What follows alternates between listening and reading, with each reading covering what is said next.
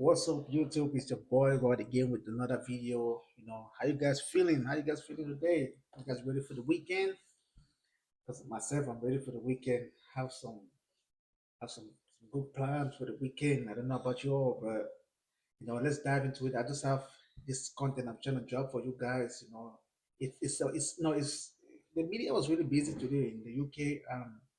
I picked up on some of the information that I could get to why there's some things that happened in the game yesterday that we missed, and that broke out the media today. And Amorim was asked about that in his post-match interview or press conference. And that was because I guess when Garnacho got subbed off, he wasn't happy with the substitution, and he stormed off into the tunnel. Similar to what Ronaldo did during Eric Ten Hag against Spurs when he was trying to put Ronaldo like 2 minutes, and then Ronaldo just went up, like stomped off and went into the tunnel, into the dressing room.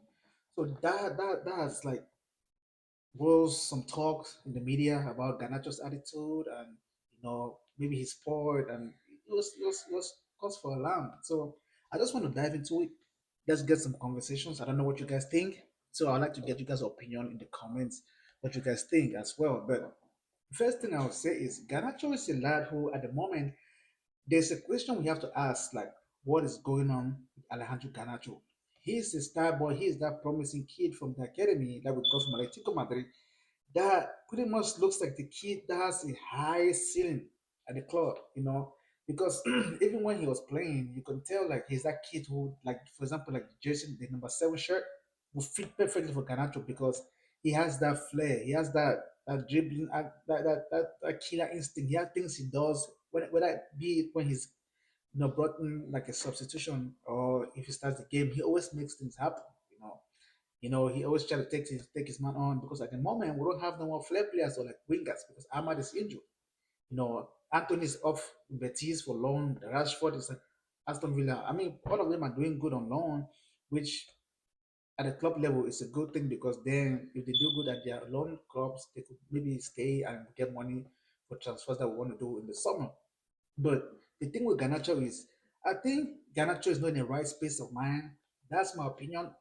So I'm just trying to get what you guys would think. I don't think Garnacho is in the right frame of mind because first, you know, he knew or he knows he was put up for sale in January, but for some reason, one or two, Amaram did not want that happening, and then he stayed. So I think he's a kid who, I mean, he's 20 years of age. He's certain things that you do because every time I was talking about players not dealing with criticisms, and it's just how the modern day footballer is. So the thing is, I don't think Garnacho is in the right space right now.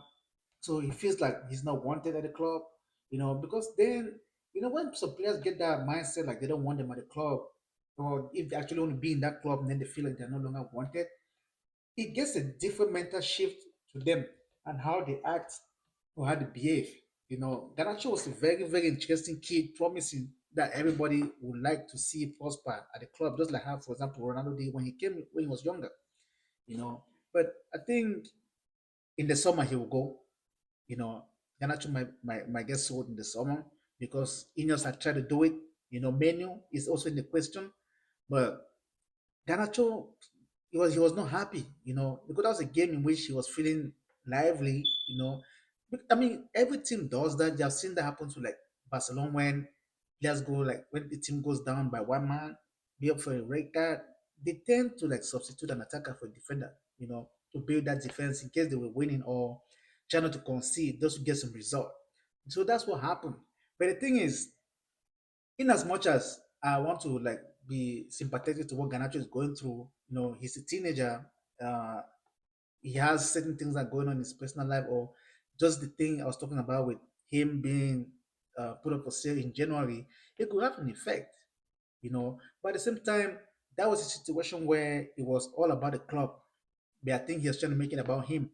Because if you see like from this video, that's where I kind of like maybe he didn't just storm up the field, or maybe Amorim was aware, because even Amorim was like he's going to discuss about it in detail in his press conference against Fulham, on Sunday.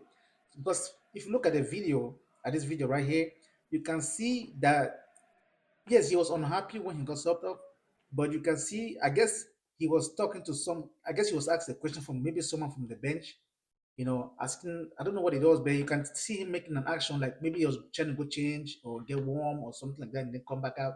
But we don't know if he got back out because there's no video to show that he actually came back to the pitch.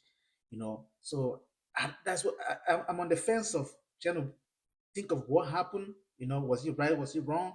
Because at the end of the day, Amorim started one. Garnacho was sort of, but those who played the last 10 people finished that game. They played well. We had that 3 points. It was a good game. It was a team performance. So even him being sacrificed, you know, he should take that into consideration. Big teams do that. They sacrifice people. I know you want to play. He's young. He wants to play games, but at the end of the day, the coach had to do what he had to do. And he was proving right that what he did was the best for the team, and we won. But I just think Ganacho is a kid who needed some guidance. But the fact that the club wanted to sell him, I don't know if he's in a guy's space of mind right now.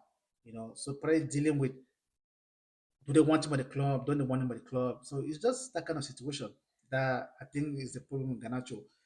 But other than that, another thing that broke the internet today in the UK was Ian Wright and Roy Keane going at each other about Bruno. The thing is, Bruno Fernandes, his first 2 seasons at the club, you can tell Bruno was a game changer. He was absolutely fantastic in his first few years at Manchester United. But Bruno is a player who gets divisive opinion when it comes to Manchester United, like the fan base or the media or whatever. Like some people think Bruno, like no matter what Bruno does, he can be criticized. And there are people who think Bruno sometimes isn't just living up to what he's expected to be. You know what I mean? Because for every good thing Bruno does, there's a bad thing. He could play very poor and get 2 assists. That's how Bruno is. Bruno is not like a consistent person.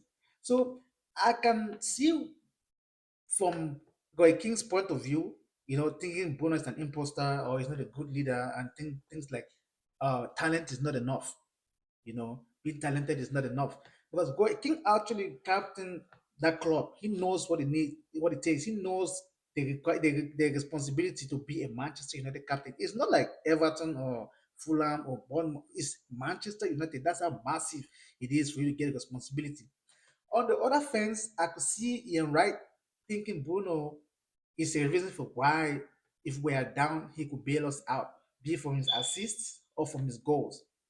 So I guess they both had points that will back their arguments, and on the other fence, the situations where what they say don't make sense too because they are both right on one end, and then so it's just a contradiction because Bruno, I don't think he's a great captain. He's an okay captain for now, because I don't think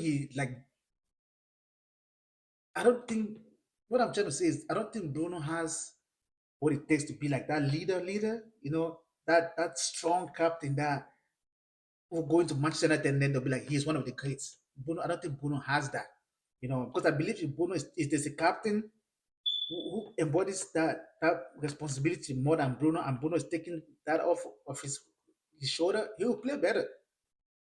At Portugal, he's not a captain. He plays better for Portugal because in United, I don't think he trusts the players he's playing around with, so he tries to play everywhere, and then he loses himself, and that's when the indiscipline comes in. You know, he doesn't hold or he's not in control of the ball. Sometimes he makes certain mistakes that are just weird. Maybe he's trying to give a long pass, or it's just sometimes Bruno tries to do too much, and then it ends up being something negative.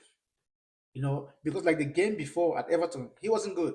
I don't think he was good, but because he scored that goal, they gave him man of the match. I don't know how.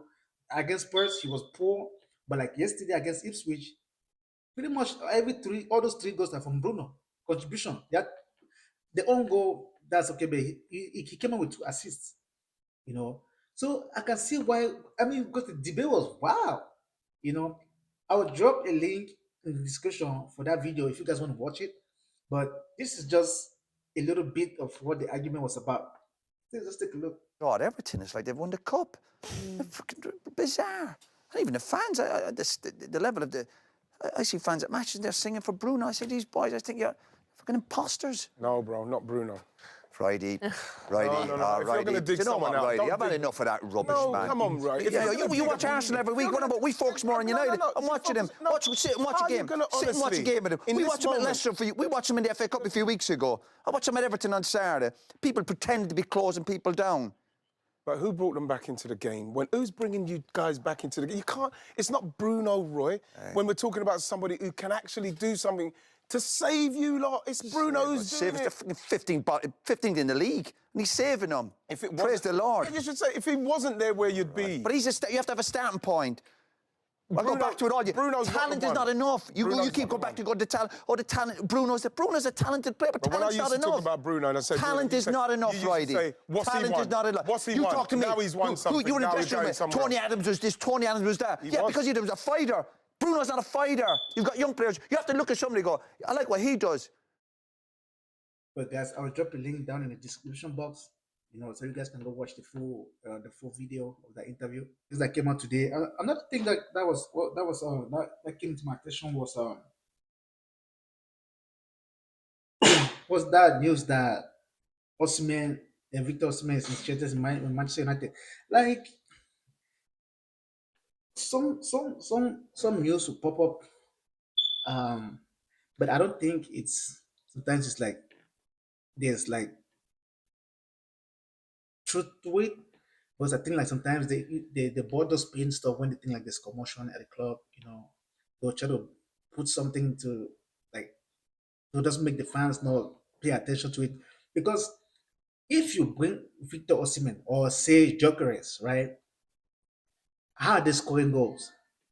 I think Man United at the moment we need to first get the creativity in check before you think about like getting a striker, because I think Hoyland is a good striker. I know he's young, but there are goals that he has scored that you can tell if he has a lot of service you score.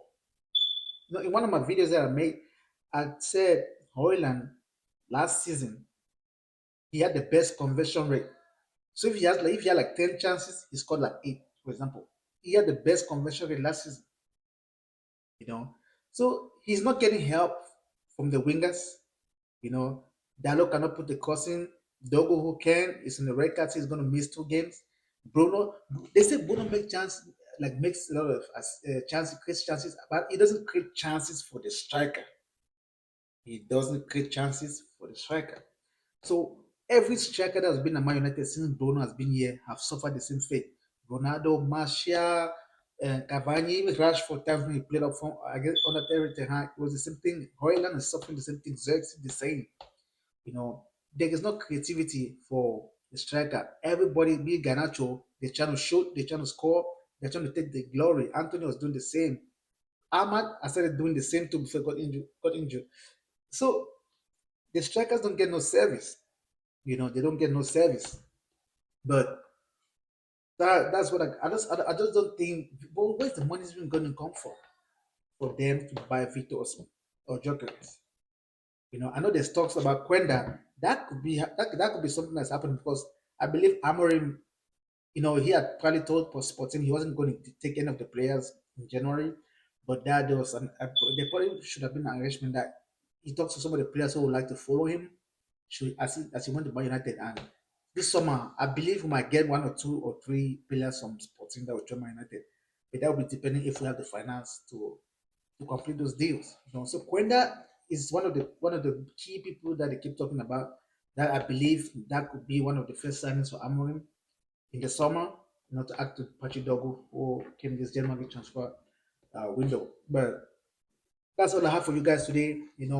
If you are new to the channel, may you help us hit that like button, hit the subscribe button as well, turn on that notification bell, and I'll keep trying my best to drop videos for you guys, even if I'm busy or working. But once I get the time, I'll do a little reaction for you guys based on what is going on, so you guys will be updated to what's going on with the club.